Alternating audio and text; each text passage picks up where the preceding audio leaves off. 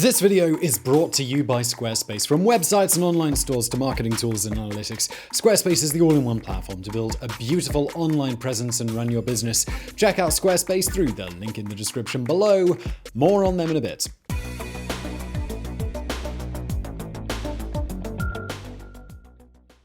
China's history is brimming with thousands of years of dynasties, rebellions, and civil wars. Emperors came and went with the concrete predictability of its early summer rainy season. Dynasties rose, dynasties fell. In nearly every case, those dynasties were run by men who ruled over a vast Asian empire with an assortment of hand-picked bureaucrats and concubines. But in the middle of China's most beloved imperial dynasty, there was one woman who defied every expectation for herself. She rose from a simple palace concubine to Empress of China through a careful blend of understated intelligence, ruthless decision-making, and feminine wiles. These are the many names and titles of Wu Zetian.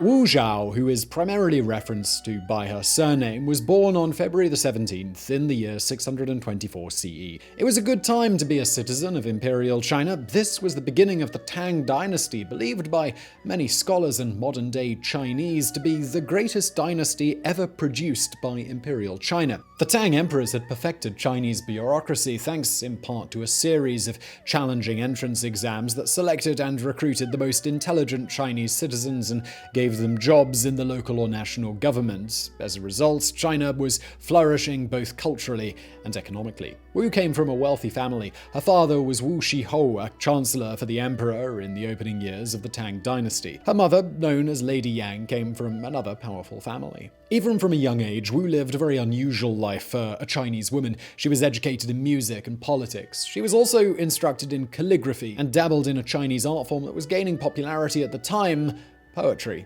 As was the case across the world at the time, all of this education for a young girl was pretty atypical, but Wu's uncommon intelligence combined with a powerful family of means made for an atypical childhood, to be sure. As Wu grew up, the budding imperial mind discovered she had another huge asset at her disposal. She was quite beautiful. The combination of her raw intelligence, educational background, and unrivaled beauty made her quite unique in Imperial China.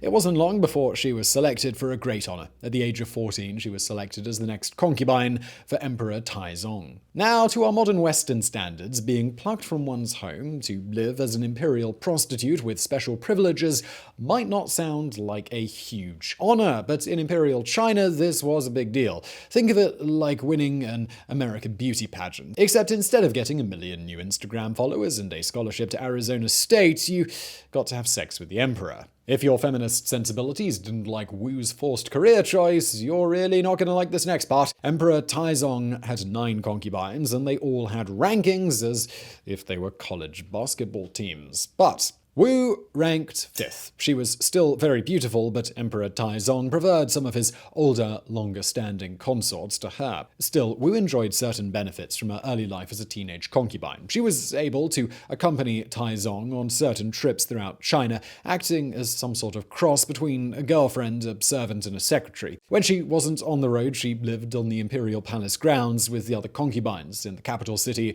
of Chang'An in central China. At one point, Wu disappointed Taizong, and he considered having her killed. He only spared her because he felt she was too beautiful to die. Wu continued to live what had become her normal life, fulfilling her palace duties as a concubine does, while growing closer to Yizhi, the youngest of Emperor Taizong's 14 sons. Then, when Wu was 25, Emperor Taizong died, and Yizhi replaced him as the new Tang Dynasty emperor under the name Gaozong. While evidence does suggest that Taizong and Wu had a sexual relationship, she never bore any of his children. By law, all concubines of a deceased emperor had to leave the palace and take monastic vows, which is how the crafty Wu fell into residence at Ganye Temple, where she was pledged to serve the remainder of her life as a Buddhist nun. However, her relationship with the ascendant emperor Gaozong came in handy for an aspirational woman like Wu. On the anniversary of his father's death, Gaozong visited the Buddhist monastery where Wu had been moved, and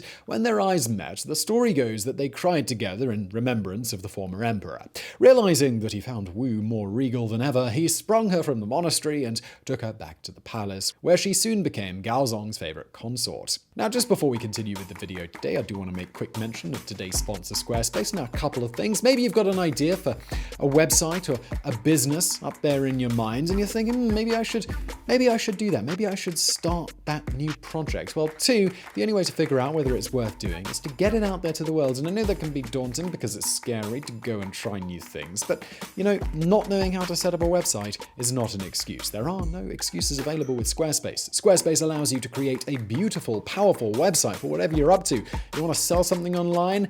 Yes, easy to do a store with Squarespace. You want to start a podcast? Sure, they support that too. Now, it all starts on Squarespace with a beautiful template that you can customize to your heart's content, or you can start from scratch, or you can just move over from an existing domain, making everything super easy to manage. But don't start from scratch, just use a template. Like I say, no excuses. And once you've gone through the super easy customization process, there are no updates, there's no patches, there's no tech BS to deal with. And Squarespace also handles all that website-y stuff, podcasts, yes, mailing lists, yes, social integrations, of course, and much more. Squarespace removes the excuses to your dreams, so go get started today. They've also got 24/7 support, just in case you get stuck. So go to squarespace.com for a free trial, and when you're ready to launch, go to squarespace.com/Biographics to save 10% off your first purchase of a website or a domain.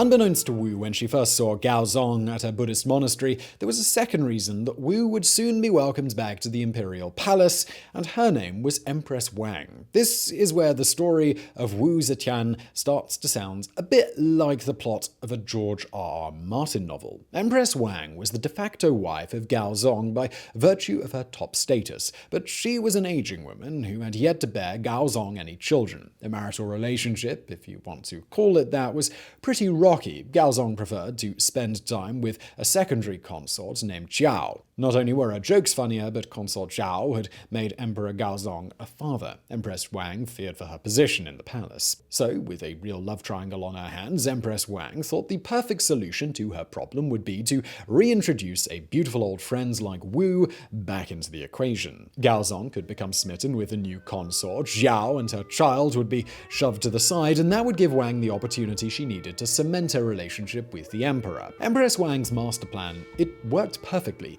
In fact, it worked a little too well. Wu, who increasingly had her eyes set on seeking the power of the Chinese throne, came back to the Imperial Palace in Chang'an. 2 years after her return, Wu and Gaozong had a son of their own named Li Hong, born in 652. She had a second son in 653 and was pregnant with their first daughter in 654. Empress Wang succeeded in dislodging Consort Zhao from the emperor, but in doing so, she had created an even bigger threat to her position as Empress Consort. So, in 654, Empress Wang and Consort Xiao put aside their differences to join forces against Wu, the emperor's favorite concubine. Nobody's quite sure what happened next. Wu gave birth to the emperor's daughter, but the baby died just weeks after it was delivered. It could have been something as simple as SIDS or crib death, or even carbon monoxide poisoning caused by a nearby coal-burning fire and poor ventilation. Wu made more nefarious accusations. She suggested that Empress Wang murdered the baby out of jealousy, which is entirely possible. Wang still had not borne any children for the emperor and was clearly showing animosity towards Wu. One popular theory in China today is centered around the image of Wu as an effective but power-hungry leader. That school of thought suggests that Wu intentionally killed her own baby to seed the ground for powerful accusations against the woman whose job she wanted. However, the baby girl died. The aftermath was a Cold War in the Imperial Palace between Consort Wu and Empress Wang. The following year, Wu accused Wang and her mother of practicing witchcraft, which was a major offense in China at the time. Emperor Gaozong banished his empress from the palace. Wu continued to gather political allies throughout the empire's bureaucracy until finally, Gaozong had no other choice. He placed both Consort Xiao and Empress Wang under arrest, stripping the latter of her title and giving it to Wu. In 655, Wu became Empress Consort, while Xiao and Wang were left to rot in prison. Later that year, Gaozong began to feel regret about the harshness of his actions, and he considered releasing Xiao and Wang. Empress Wu, sensing they could become threats to her newfound power, secretly had them murdered. According to some sources, Empress Wu ordered that the hands and feet of both women be cut off. She then ordered that they be thrown into a vat of wine, where they drowned. Empress Wu spent the next 5 years smartly consolidating her power. In 656, she convinced Gaozong to designate their eldest son, Li Hong, as the crown prince, heir to the throne. Previously, it had been Gaozong's oldest son, who he had conceived with another of his concubines. After she spent years exiling unfriendly bureaucrats and arresting the children of rival concubines, Wu finally got a shot at wielding some real power. Emperor Gaozong wasn't a particularly effective ruler to begin with, but by 660, he began to be infrequently capacitated by headaches and blindness. He remained in his chamber for weeks on end, allowing Empress Wu to meet with local officials and make rulings in his stead. And so, Chinese bureaucrats began to plead their cases before the Empress, and much to their shock, she was an adept ruler. Thanks to Wu's comprehensive education as a young girl, the adult Wu had the necessary historical and cultural context to relate to the empire's middle managers on a wide variety of issues. When Gaozong returned from his health problems after months of rest, he was pleasantly surprised to discover that his empress had ruled evenly and effectively in his stead. Wu knew how to make the most of her moment in power. Going forward, she was considered a virtual equal to Emperor Gaozong in terms of regency and political power, a completely unprecedented and unparalleled feat in most of world history, let alone that of Imperial China. Traditional Chinese wisdom and Confucian schools of thought both explicitly stated that a woman could not possibly be suited for the throne, yet Empress Wu was outperforming even her own imperial counterparts of the day. Empress Wu continued to prove herself a more effective regent as the Tang Dynasty fostered some of the greatest poets and scholars in Chinese history, but she also continued to show how ruthless she could be in protecting her power and punishing her enemies. Many of the stories about Wu have been distorted throughout the centuries after her death, as it was common for Confucian historians to offer historical lessons to young princes in the form of parables from imperial history. These lessons were rarely kind to those who usurped power, and Wu, whatever else she was definitely a usurper. After all, you don't rise from 5th-ranked concubine to empress without a little bit of usurping, do you? For that reason, it's hard to know how much fiction is mixed in with the facts from 1500 years ago, but some pretty wild stories are passed down about Wu in the 23-year period where she reigned as the real, substantive power behind the throne. One story recounts how she consulted with a Taoist sorcerer named Guo Xingzhen, seeking to benefit from his knowledge of witchcraft, the same crime she had accused Empress Wang of so many years earlier. When a eunuch reported this information to Gaozong, he was angry and began planning to depose Wu as Empress Consort, just as he did with Wang. But Wu used her feminine charms to talk the malleable Gaozong out of his decision, instead turning his ire on the confidants who had convinced Gaozong to consider deposing her in the first place. 3 of them were killed, and she forced the 4th, Gaozong's eldest son, Li Zhong, the former crown prince, to commit suicide. So how about the crown prince Li Hong? He was Wu's eldest son, whom she birthed back during the first days of the war with Empress Wang. Hong must have been confident in his status as crown prince and son of the Empress Consort, because he voiced his opinion that his mother should dial back her interference in Gaozong's court and the affairs of the state. Soon after, he mysteriously died. Historians believe Wu may have poisoned him. Whatever the reason, Wu and Gaozong had to name a new crown prince, selecting a younger son, Yizhi. A story from the 670s recounts how she had a falling out with her daughter-in-law, the princess of Zhou, who was married to her 3rd son, but also happened to be the emperor's cousin. I know that the relationship between wives and their mother-in-law can be complicated, but Wu chose to take out her frustration on Princess Zhou by accusing her of vague crimes with minimal evidence, arresting her, and then eventually starving her to death. When her son became understandably frustrated with his mother killing his wife, she accused him of treason and exiled him. Whatever the truth behind all these stories, it's clear that Wu was a woman who refused to dampen her ambition on account of her gender. Her personal and political life may have been rocked by some behavior that would make Cersei Lannister blush, but it's hard to deny the fact that she remained an extremely effective ruler, even while technically operating behind the ineffective Gaozong. Finally, in the final days of 683 CE, Emperor Gaozong died at the age of 56. Yizhi assumed the throne at the age of 27.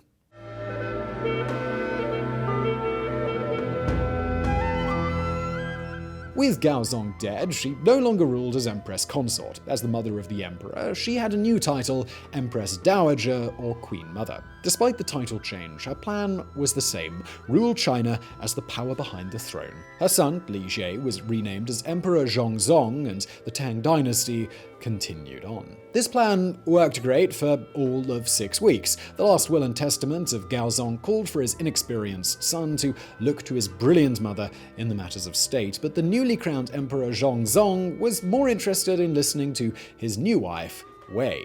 Zhongzong moved to make his father-in-law the prime minister and began rebelling against the will of Wu, a move that was candidly, well, pretty stupid. Wu didn't blow up the scepter Baylor or anything, but she did call on her bureaucratic allies to rectify the situation, essentially annulling her son's status as emperor through sheer political force. Everyone involved with Zhongzong was forced into exile, including the promoted father-in-law, and Wu actually forced her second son, Li Jiang, to commit suicide. All this cleared the way for her youngest and most pliable son, Li Dan, to become the new emperor. Wu was able to hold on to her political power, first as Empress Dowager, then as regent for the newly crowned Emperor Ruizong.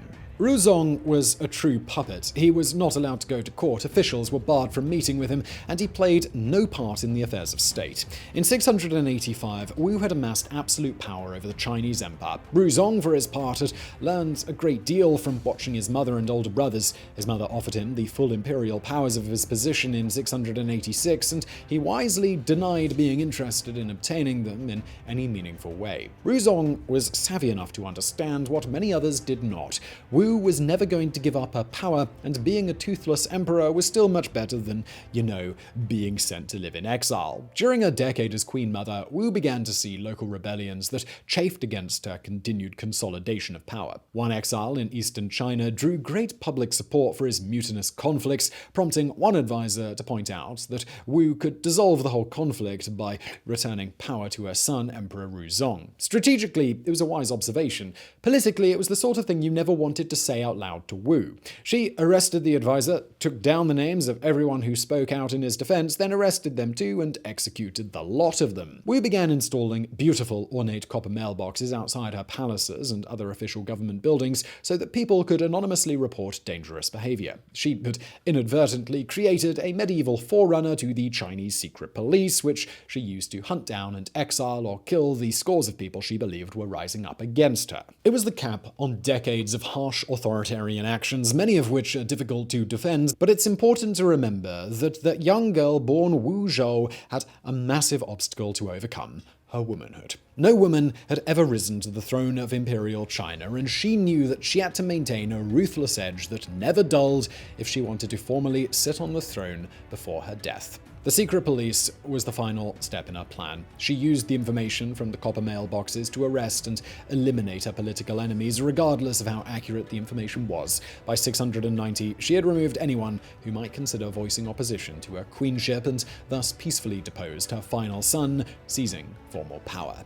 Wu Zhou was no longer the de facto empress of China. She was the first and only monarch and assumed a more appropriate title, Wu Zetian.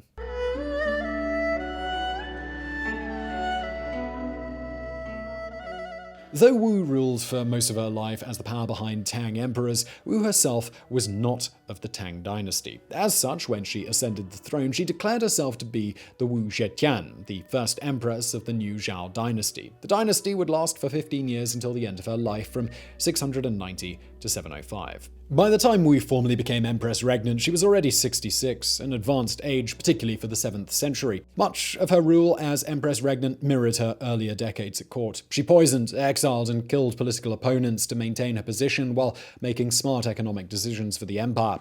She faced military challenges from Mongol tribes to the north and the Tibetan Empire to the south, and while she didn't soundly defeat either force, China did continue to thrive, even if it was through a bit of luck. The Mongol tribes were defeated by a third party from the steppes, and the Tibetan government crumbled from within. In her final years, palace intrigue focused on Wu's line of succession. Many of the bureaucrats in the imperial world felt that Wu should designate a Tang heir to restore the dynasty, while her family pushed to formalize Wu family power by passing power to a blood relative. Strangely, she seemed to favor neither option, instead favoring a pair of young brothers named Zhang Yizhi and Zhang Changzong. These brothers may have been serving her as younger sexual partners. Over the course of her 15 years as Empress Regnant, they slowly grew in power until one day, in the spring of 705 CE, the bureaucrats around Wu could no longer allow her to groom these two randos to be her successor. Wu was 81 years old and in poor health, and finally, a coup against her worked out. An alliance of Wu family members, Chinese generals, and politically savvy bureaucrats stormed the palace, murdered the Zhang brothers, and seized the throne from Wu, who was moved under guard to a location in the palace. In the following days, the coup released a statement in Wu's name that power would return to her third son, Li Xiang, who had ruled for 6 weeks as Emperor Zhongzong. He returned to the throne for 5 years, though one of Wu's nephews continued to challenge him for power. Wu's removal restored the Tang Dynasty, which flourished for another 200 years thanks in large part to Wu's intelligent leadership. Her own attempt at a dynasty is contested by many historians. Traditional Chinese historians recognize the Second Zhao dynasty or the Zhao Restoration, but many consider it nothing more than an interlude in the much more politically impactful Tang timeline, since the term dynasty explicitly calls for more than one ruler. Wu herself died later that year in December of 705. She was interred with her former de facto husband, Emperor Gaozong, at the Qianling Mausoleum outside of the imperial capital. Wu's effective reign and wrathful palace demeanor are still controversial today. Centuries of stories twisted by sexism and Confucian biases painted Wu as a bloodthirsty empress whose only goal was power, but modern takes on her life are more nuanced, recognizing both her violent methods and her skill as a governor. After Wu's death in 705, it didn't take long for another woman to attempt to follow the Wu Zetian playbook. Empress Consort Wei, wife of Emperor Zhongzong, poisoned her husband and attempted to seize power. She seized the throne alongside her daughter, but only for a matter of hours. A coup rose up in opposition to her coup, and she was killed hours later. It was a nice try, but not quite enough. After all, the throne couldn't be seized by any woman. It took a special blend of smarts, beauty, ambition, and cruelty to become a Chinese empress, and no one had that quite like Wu.